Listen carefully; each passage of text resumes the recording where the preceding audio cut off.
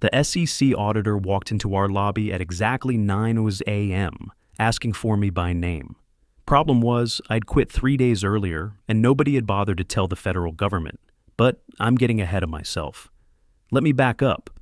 I'm Michael Richardson, 49 years old, and I just watched my career at Summit Financial Advisors go up in flames because I had the audacity to pursue an executive MBA while working as their chief compliance officer.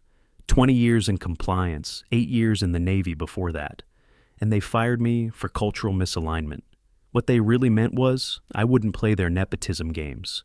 It all started 3 weeks earlier when I sat through my third executive meeting watching Dylan Sullivan, a 29-year-old with a Wharton MBA and 3 years at McKinsey, repeat my compliance roadmap like he'd invented it during his morning protein shake. I'd written that roadmap during a 14-hour prep marathon, while also cramming for my corporate finance final that same night. But there he was, soaking up applause from his Aunt Patricia and the rest of the leadership team, while I sat there taking notes like some invisible intern. No thanks, Mike. No great analysis. Just smug nods from executives who thought regulatory compliance was more of a suggestion than a legal requirement. After 2 decades in this business, I'd learned to survive in the fluorescent wasteland of being essential but overlooked. If you've ever been the guy explaining federal banking regulations to a VP who responds with, "Can we just skip that slide? It's killing the energy," then you know exactly what I'm talking about. I was the guy with the backbone to say that's illegal while everyone else worried about social media engagement and hiring their relatives. So I stopped trying to impress them and started building my exit strategy. 3 nights a week, I dragged my laptop to a corner booth at Panera, ordered their driest turkey sandwich, and chipped away at my executive MBA at Northwestern Kellogg. I wasn't advertising it. I just wanted options.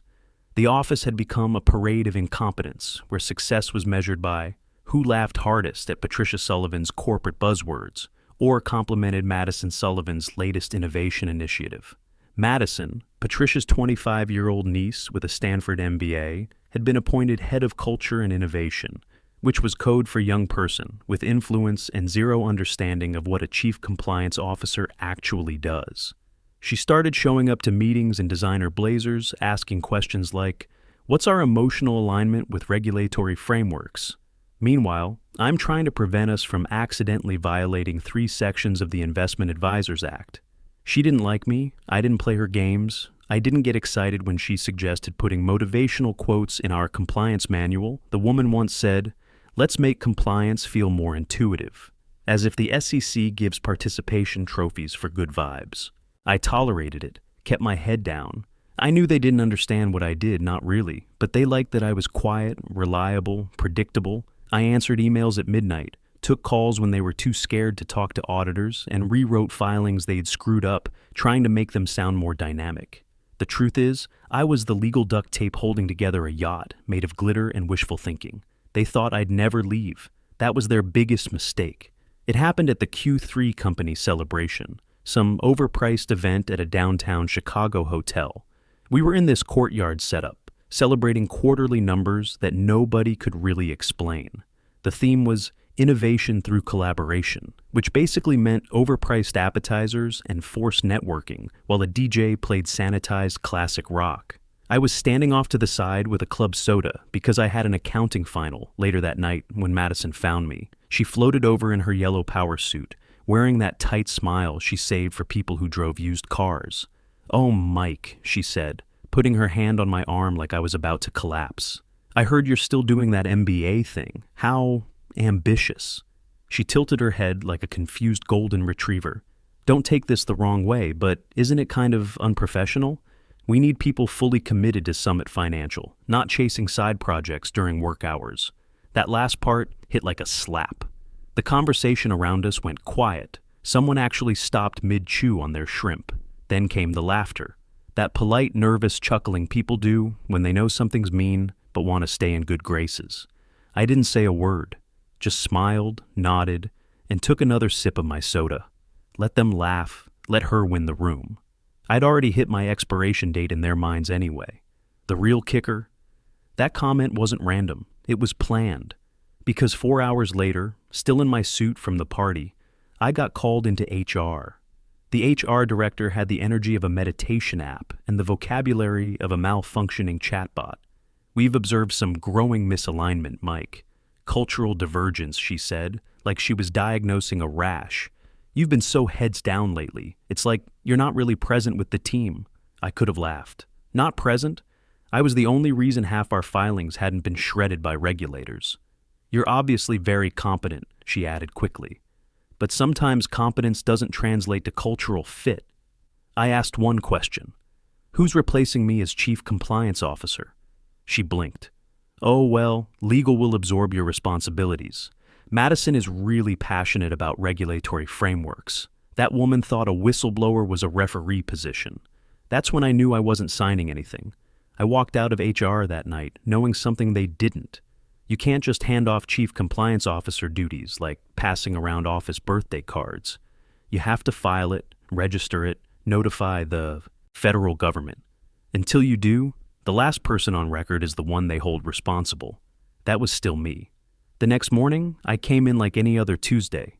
No drama, no cardboard box, just me in my navy suit, ready for what I knew would be my last day. The office was buzzing with typical corporate delusions. Someone celebrating a synergy breakthrough in the break room, Dylan shouting across the floor about some leadership podcast he'd discovered. Nobody noticed I was walking into my own going-away party.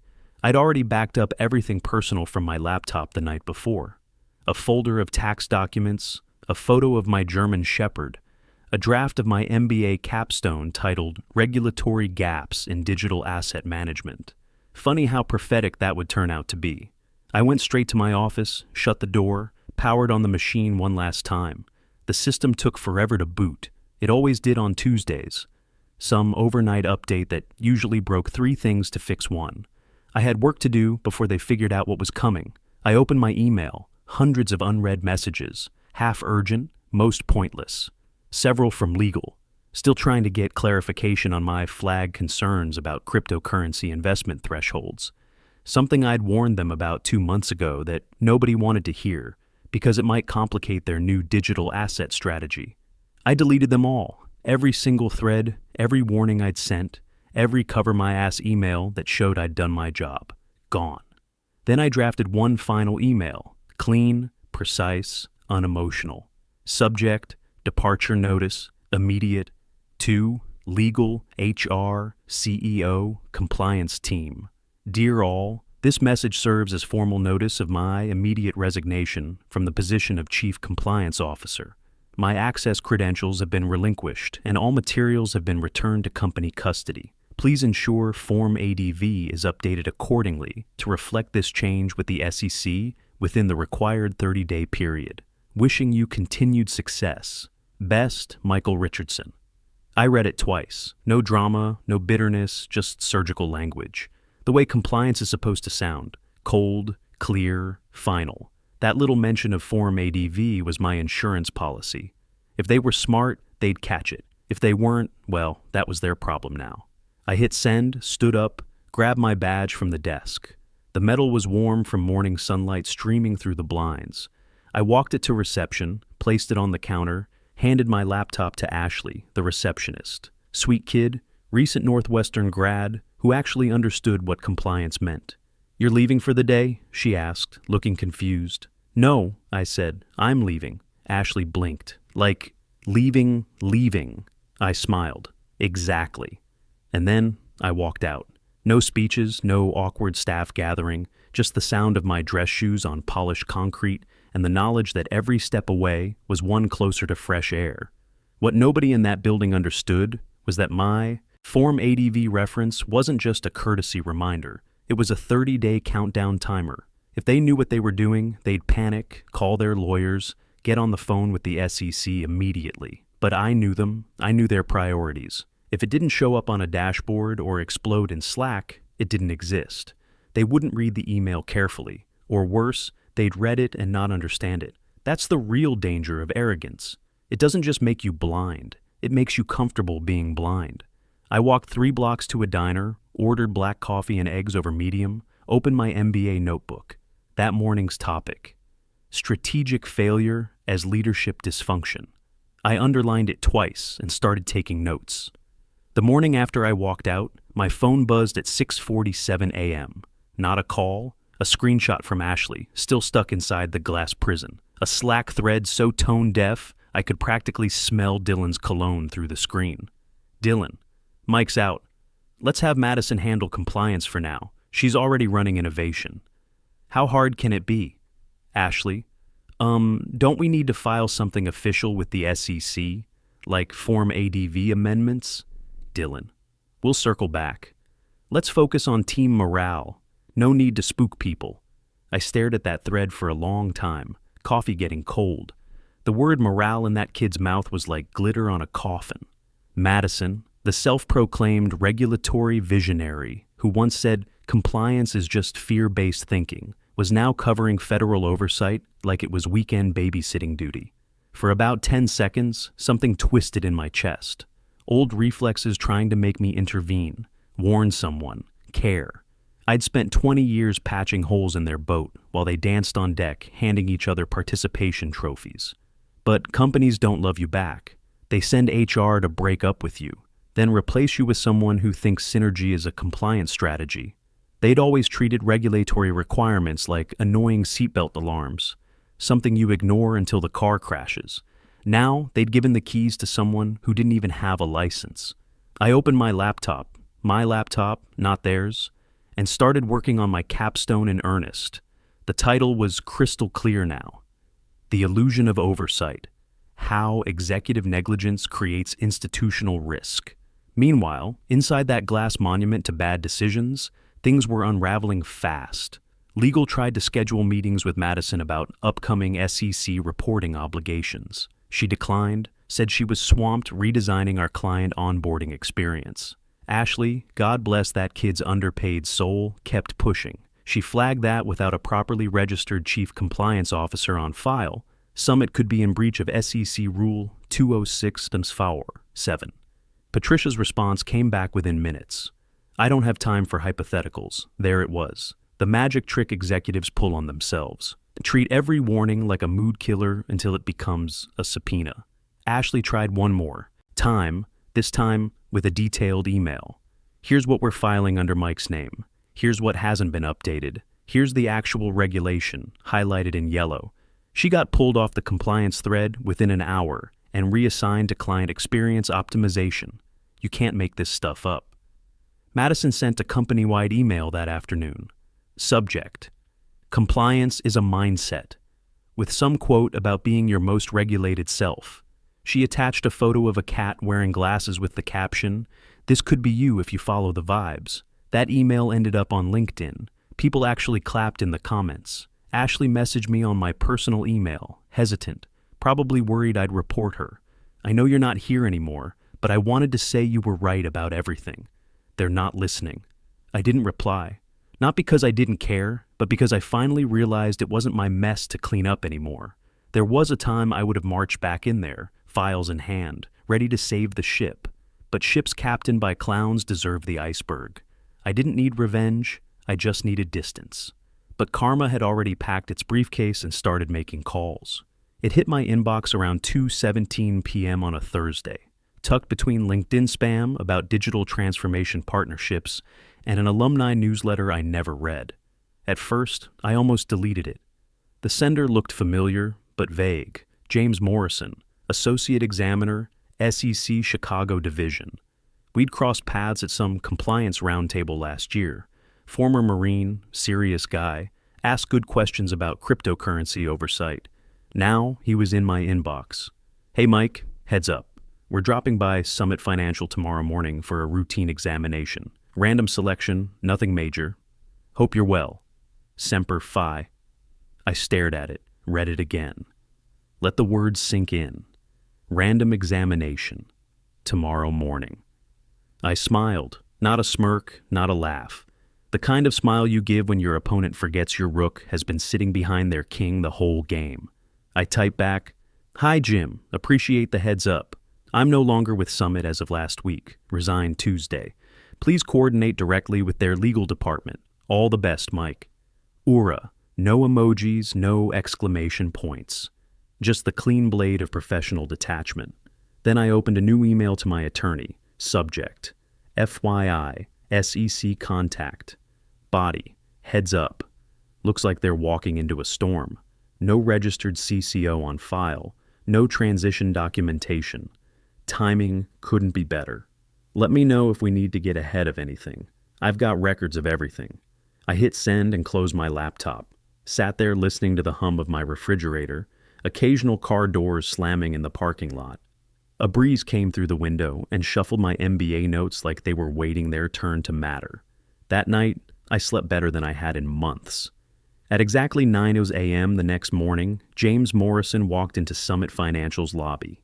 Navy suit, government posture, clipboard in hand, face calm in that uniquely terrifying federal way. He introduced himself to Ashley, asked to speak with the chief compliance officer, handed over his card like it was just another Tuesday. Ashley, bless her innocence, smiled and said, "Mike's not in today." Jim raised an eyebrow. "Michael Richardson? He's still your registered CCO?" "Yes, but I think he's on vacation or something." Jim didn't frown, didn't blink, just made a note on his clipboard. "Then I'll wait." 10 minutes later, legal got word.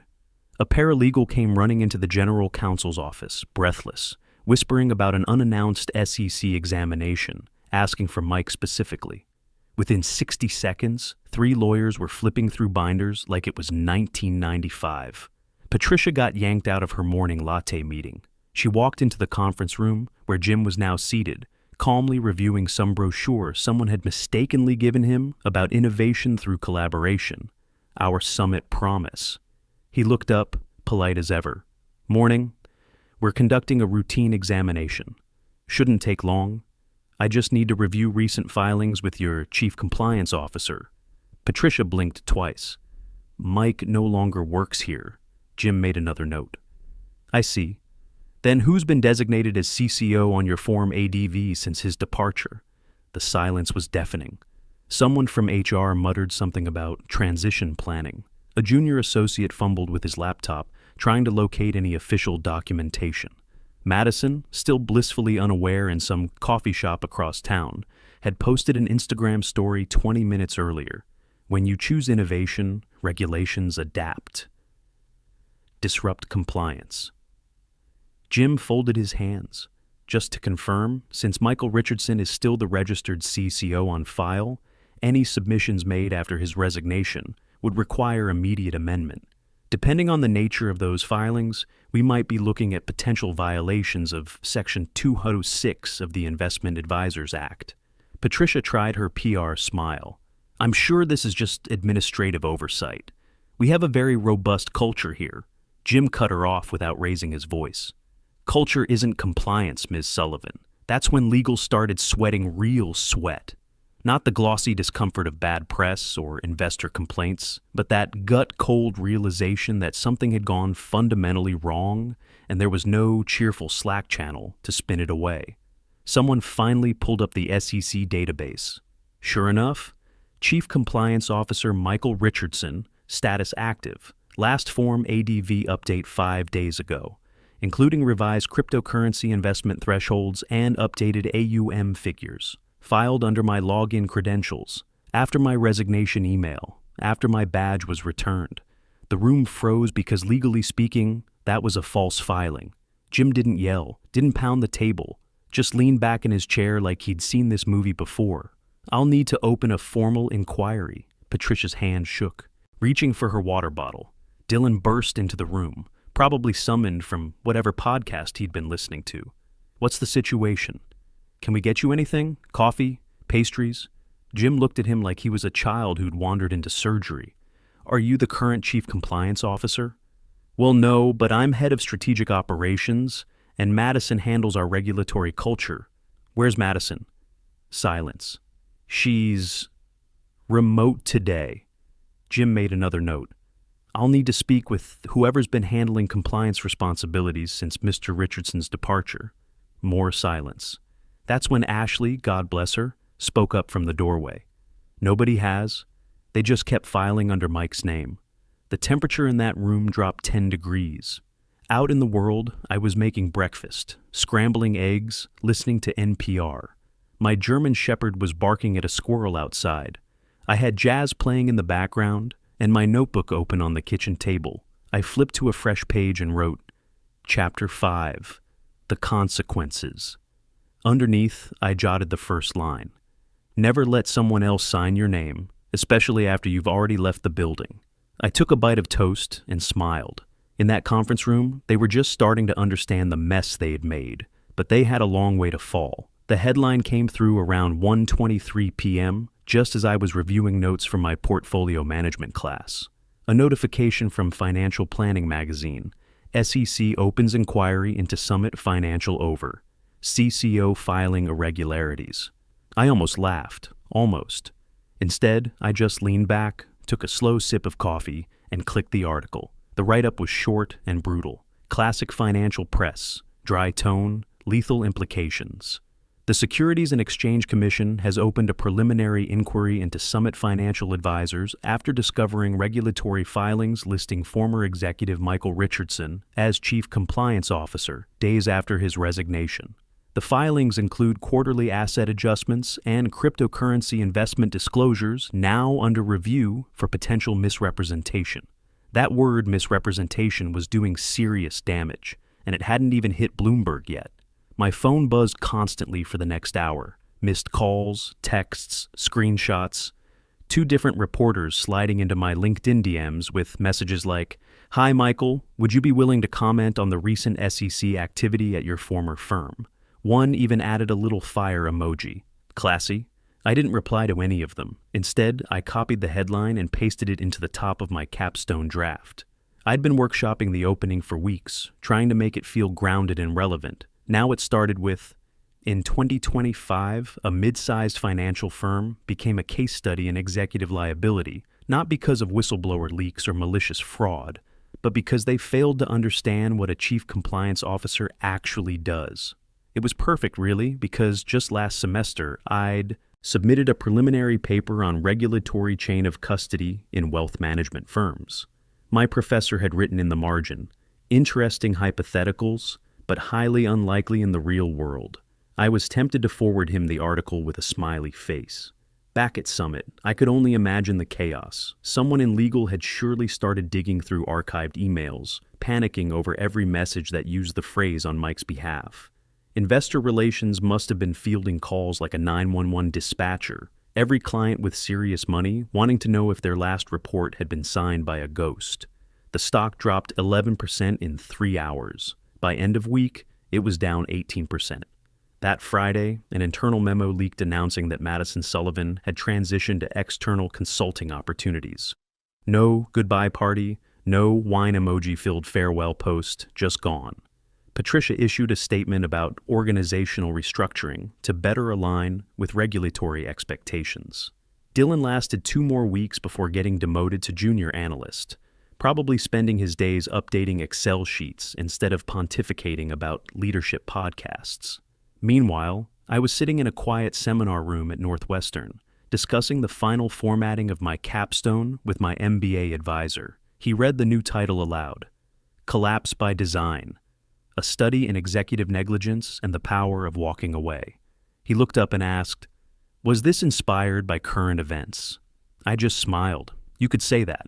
That evening, I gave a guest lecture to a room of executive MBA candidates. Half of them had day jobs at firms just like Summit, places held together with jargon and wishful thinking. During the Q&A, one student asked, So what's the main takeaway? I said, Never be the only thing holding up the roof, and if you are, document everything before you step away. The truth has a way of surfacing when people stop covering for incompetence. Afterward, I walked to my car in the crisp autumn evening. My phone was quiet. My lawyer hadn't called in days. For once, the world wasn't on fire behind me. 6 months later, Summit Financial paid an $850,000 settlement to the SEC and admitted no wrongdoing, which in regulatory language means they admitted everything while trying to save face. Patricia stepped down as CEO to pursue other interests. The company's AUM dropped by $400 million as clients fled to more stable firms. Me?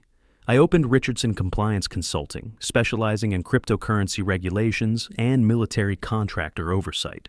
Turns out, 20 years of experience, an executive MBA from Northwestern, And a reputation for not backing down from executives opens a lot of doors when you're not carrying someone else's baggage. I also started teaching as an adjunct professor, turning the Summit case study into required reading for compliance courses across the Midwest. Students loved it. Real-world consequences, real numbers, real people making real mistakes. During one class, a student asked, "Do you ever regret not warning them one more time?" I thought about it for a moment. There's a difference between helping someone and enabling them. I spent 20 years being their safety net. When they decided I wasn't worth keeping around, they lost the right to my protection. Sometimes the best thing you can do is step back and let gravity do its job. I started the engine of my new truck, turned on some classic rock, and drove home to feed my dog. The autumn air was crisp through the open windows, and I had dinner plans with a fellow veteran who'd reached out about consulting work with his firm.